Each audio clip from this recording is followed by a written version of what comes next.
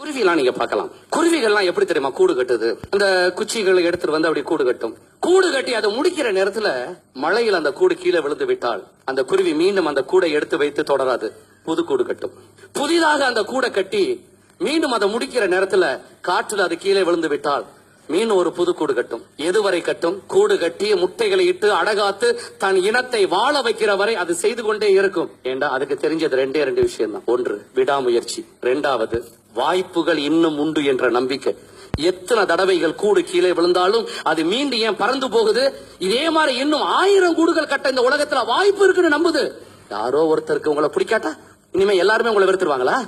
ஏதோ ஒண்ணுல தோல்வி அடைஞ்சிட்டா இனிமே நம்ம நல்லாவே இருக்க மாட்டோமா? யார் சொன்னது? எண்ணங்களை நன்றாக வைத்துக் கொள்ளுங்கள், இல்லைன்னா நம்முடைய சொந்த எண்ணமே நம்மளை ஒரு நாள் கொன்றுவிடும். குருவிக்கு தெரிஞ்சது 2 சட்டங்கள் மட்டும்தான். விடாமுயற்சி, அதனாலதான் அது கூடு கட்டுது. இரண்டாவது ஆப்பர்ச்சுனிட்டிஸ், வாய்ப்புகள் உண்டு.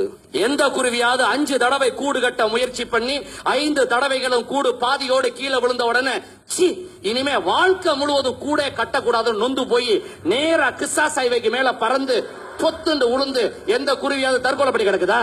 யாரோ உங்களை திட்டா என்னங்க, நீங்க கெட்டவராக இருந்தாலும் உங்களை திட்டுவார்கள். அதே நேரத்தில் அவர்களை விட நீங்க சிறப்பாக இருந்தாலும் உங்களை திட்டுவார்கள். இதான் ஹியூமன் நேச்சர், மறந்துடாதீங்க.